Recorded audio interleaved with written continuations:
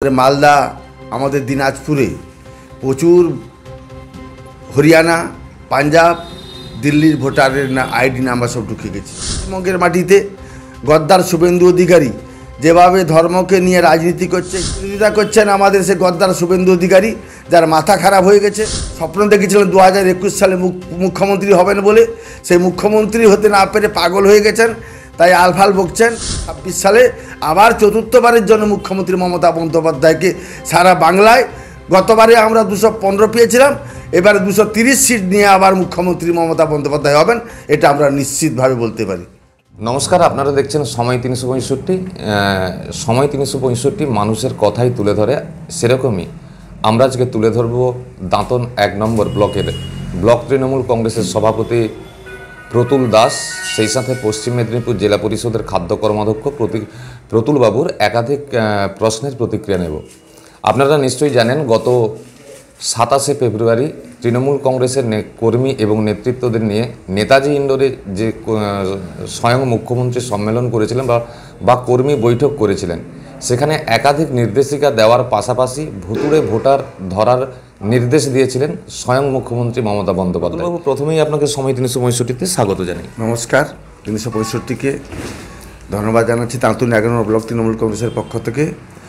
তো আমরা যেটা বলতে চাই, আমাদের নেত্রী মাননীয় মুখ্যমন্ত্রী মমতা বন্দ্যোপাধ্যায় তিনি গত 27শে ফেব্রুয়ারি নেতাজি ইন্ডোর স্টেডিয়ামে ভুতুড়ে ভোটার যে আছে সারা ভারতবর্ষের মধ্যে, তিনি প্রকাশ্যে নাম ধরে ধরে আইডি দিয়ে ধরে তিনি প্রমাণ করেছিলেন। এবং আমাদের পশ্চিমবঙ্গেও মুর্শিদাবাদ থেকে শুরু করে আমাদের মালদা, আমাদের দিনাজপুরে প্রচুর হরিয়ানা পাঞ্জাব দিল্লির ভোটারের আইডি নাম্বার সব ঢুকে গেছে। তিনি তথ্য তুলে ধরে আমাদের সামনে ধরেছিলেন, সেই থেকে পথ চলা শুরু আমাদের। আপনার ব্লকে দাঁতন 1 নম্বর ব্লকে মুখ্যমন্ত্রীর নির্দেশ দেওয়ার পর এই ভুতুড়ে ভোটার ধরার কি প্রক্রিয়া করছেন? আমরা মুখ্যমন্ত্রীর নির্দেশের পর আমাদের সর্বভারতীয় সাধারণ সম্পাদক মাননীয় সাংসদ আমাদের অভিষেক বন্দ্যোপাধ্যায়, তিনি 15ই মার্চ ভার্চুয়াল বৈঠক করেন আমাদের সঙ্গে। তিনি বিস্তারিত বলেছিলেন। তারপর তিনি নির্দেশ দিয়েছিলেন 15 তারিখ 16 তারিখ থেকে 20 তারিখের মধ্যে জেলা কমিটি গঠন ভোটার তালিকা সম্বন্ধে, 21 তারিখ থেকে 27 তারিখ পর্যন্ত ব্লক কমিটি গঠন, এবং আজকে আমাদের 28 থেকে 3 তারিখের মধ্যে অঞ্চল কমিটি গঠন করতে হবে। আমরা ইতিমধ্যে সমস্ত প্রক্রিয়া শেষ করেছি। আমরা 23 তারিখ ব্লক কমিটি গঠন করেছি ভুতুড়ে ভোটার ধরার ক্ষেত্রে, এবং 3 তারিখ হয়নি, গতকাল আমরা সমস্ত অঞ্চলে অঞ্চল কমিটি গঠন করেছি। এবং আমরা বাড়ি বাড়ি গিয়ে দেখতে পাচ্ছি এখনও বহু ভোটার, মৃত ভোটার বাদ যায়নি, শিফটিং ভোটার বাদ যায়নি, এবং একই নামে একই এপিক নাম্বারে একই ভোটার তালিকায় 2 জায়গায় নাম আছে। এগুলো আমরা খুঁজে বের করেছি, এবং আমরা তার যথাবিহিত করার ক্ষেত্রে আমরা নির্বাচন কমিশনকে জানিয়েছি, এবং আমরা আগামী দিনে এটাকে নিয়ে খুব গুরুত্ব দিয়ে দেখছি আমাদের নেত্রী এবং আমাদের নেতা অভিষেক বন্দ্যোপাধ্যায়ের কথা মতো। দীঘায় আগামী 30 তারিখ মন্দিরে জগন্নাথ মন্দির উদ্বোধনে আসছেন স্বয়ং মুখ্যমন্ত্রী মমতা বন্দ্যোপাধ্যায়, কিন্তু একাধিকবার বাংলার বিরোধী দলনেতা মন্তব্য করেছেন বা এই জগন্নাথ মন্দির নিয়ে কটাক্ষ করেছেন। তিনি বলেছেন মন্দির তৈরি করা সরকারের কাজ নয়, অথচ আমরা দেখতে পাচ্ছি আগামী 6 তারিখ নন্দীগ্রামের মাটিতে রাম মন্দিরের উদ্বোধন করবেন শুভেন্দু অধিকারী। এ প্রসঙ্গে কি বলবেন? দেখুন, আমাদের মাননীয় মুখ্যমন্ত্রী মমতা বন্দ্যোপাধ্যায় সর্বধর্ম সমন্বয়ে তিনি যে বার্তা দিয়েছেন, ভারত হচ্ছে ঐক্যের দেশ, আমাদের ভারতবর্ষ হচ্ছে সমস্ত ধর্মকে নিয়ে চলা।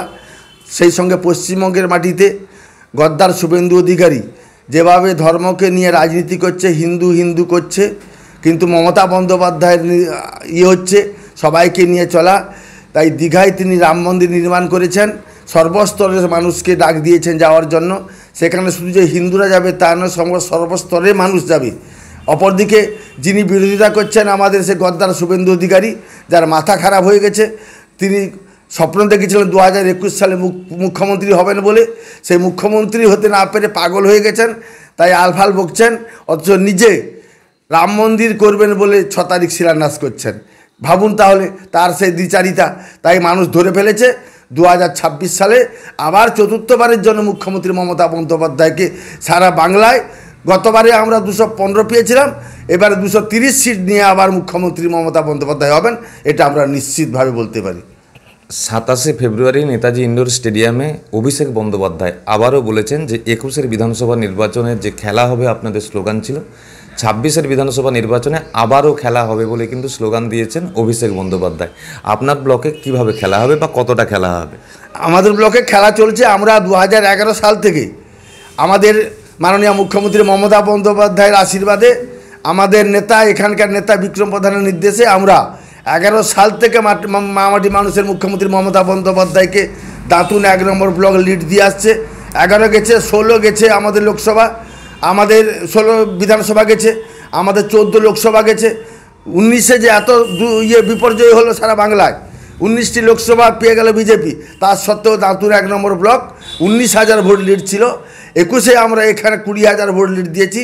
24-এ আমরা একটু কমেছি, 14,500 লিড দিয়েছি। আমরা আগামী 2026 সালে আমরা আশাবাদী এখান থেকে 30,000 ভোট, যিনি আমাদের কেশিয়াড়ি বিধানসভা এবং দাঁতুন বিধানসভায়, দুটো বিধানসভাকে নিয়ে আমাদের দাঁতুন 1 নম্বর ব্লক, যারা দাঁড়াক না কেন মুখ্যমন্ত্রী, যাদের প্রার্থী করুক না কেন, আমরা বিপুল ভোটে জয়লাভ করে খেলা হবে, এই স্লোগানকে সামনে রেখে আমরা এগিয়ে যাব।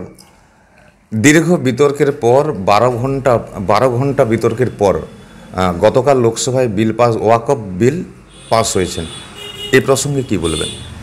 এটা সারা ভারতবর্ষের মধ্যে একটা কি বলবো কালো দিন আমরা বলতে চাই। কারণ ওয়াকফ বিল নিয়ে আমাদের তৃণমূল কংগ্রেসের স্ট্যান্ড ছিল, আমাদের যে ওয়াকফ বিল আনা চলবে না, কিন্তু সংখ্যাধিক্যের জোরে বিজেপি গভর্নমেন্ট, এনডিএ সরকার যে ওয়াকফ বিল পাস করছে, এটা অগণতান্ত্রিক, এটাকে আমরা ধিক্কার জানাই।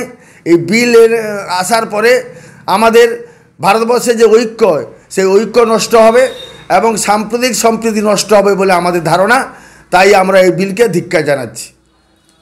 মোরা এক বৃন্তে দুটি কুসুম, হিন্দু মুসলমান, এই যে এই বাণীকে সামনে রেখেই বাংলা যে সম্প্রীতির বাংলা, দাঁতন 1 নম্বর ব্লক তৃণমূল কংগ্রেসের ব্লক সভাপতি তথা পশ্চিম মেদিনীপুর জেলা পরিষদের খাদ্য কর্মাধ্যক্ষ মাননীয় প্রতুল দাস, তিনি এই ওয়াকফ বিল প্রসঙ্গে বলেন যে বাংলায় সম্প্রীতির পরিবেশ নষ্ট হবে। এতক্ষণ আপনারা দেখছিলেন সময় 365, সময় কথা বলে। ক্যামেরায় অনুপমের সাথে আমি সব্যসাচী, পশ্চিম মেদিনীপুর।